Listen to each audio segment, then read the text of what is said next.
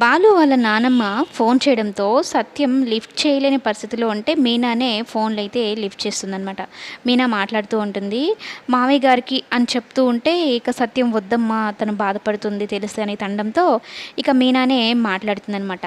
మీ పెళ్లి ఫోటో చూశాను, మంగళసూత్రాలు తీసుకుని వచ్చాడంట కదా, నాకు చాలా హ్యాపీగా ఉంది అని అయితే చెప్తూ మాట్లాడుతూ ఉంటుంది. అలాగే ఒకసారి రావచ్చు కదా అని అయితే చెప్తూ మీ ఫోటో ఫ్రేమ్ నాకు కూడా పంపించండి రా, అలాగే మొన్న ఉగాది రోజు మనం తీసుకున్నాం కదా ఆ గ్రూప్ ఫోటో కూడా కావాలని అయితే చెప్తూ ఉంటుంది. ఇక సత్యం తీసుకొని సరేనమ్మా అని అయితే అంటూ ఉంటాడు. ఇక ఇంతలో బాలు కూడా వచ్చి చెప్తాడనమాట. ఫోన్లో మాట్లాడుతూ ఉంటాడు వాళ్ళ నాన్నమ్మతో. సరే నానమ్మ, నేను ఆ 2 ఫొటోస్ నీకు పంపిస్తానులే, పెద్దవి చేసే పంపిస్తానులే అయితే చెప్తాడనమాట. అయితే ఫోటో ఫ్రేమ్ని కట్టించడానికి వెళ్ళిన షాప్లో శివ గురించి ఒక షాకింగ్ నిజమైతే బాలుకి తెలియడం జరుగుతుంది.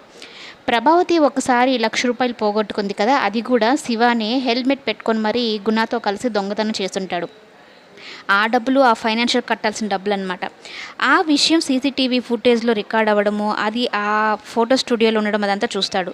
అది వీడియో తీసుకుని వచ్చి ఆయనకేమో దీన్ని డిలీట్ చేయండి అని అయితే చెప్పి ఫోటో ఫ్రేమ్ కూడా చేయించుకోకుండా ఇక డైరెక్ట్గా మీనా వాళ్ళ అమ్మ వాళ్ళ ఇంటికి వెళ్తాడు. శివ ఎక్కడికి వెళ్ళాడు అంటే కాలేజ్కి వెళ్ళాడు, ఇప్పుడు బాగానే ఉన్నాడు, బాగా చదువుకుంటున్నాడు. ఒక రకంగా వాళ్ళ నాన్న చావుకు కారణం వాడే కాబట్టి అప్పటి నుంచి వాడు పూర్తిగా మారిపోయాడు, ఇప్పుడు చాలా మంచిగా ఉన్నాడు, బాధ్యతలు తెలుసుకున్నాడు అని అయితే చెప్తూ ఉంటే ఇక బాలుకి ఏం చెప్పాలో అర్థం కాదనమాట. ఇప్పుడు మంచిగా ఉన్నాడు కొడుకు అన్న టైంలో నేను ఈ వీడియో చూపించి వీళ్ళని బాధ పెట్టాలా ఏంటి అనేది ఏం అర్థం కాదు.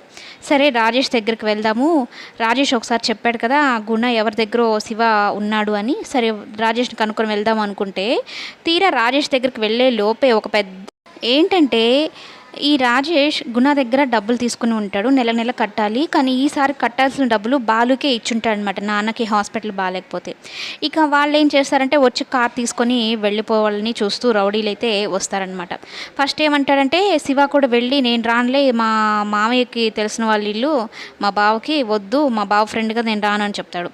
వాళ్ళేంటి ఈ గుణ మనుషులు రాజేష్ని కొట్టి మరి కార్ తాళాలు అయితే లాక్కొని వెళ్దామని చూస్తూ ఉంటే వాళ్ళలో ఒకరిని కొడతాడనమాట రాజేష్. ఇప్పుడు ఈ శివ ఎంట్రీ ఇచ్చి మా ఫ్రెండ్ మీదకే చేయెత్తుతావా అన్నట్టు రాజేష్ని కొడుతూ ఉంటాడు.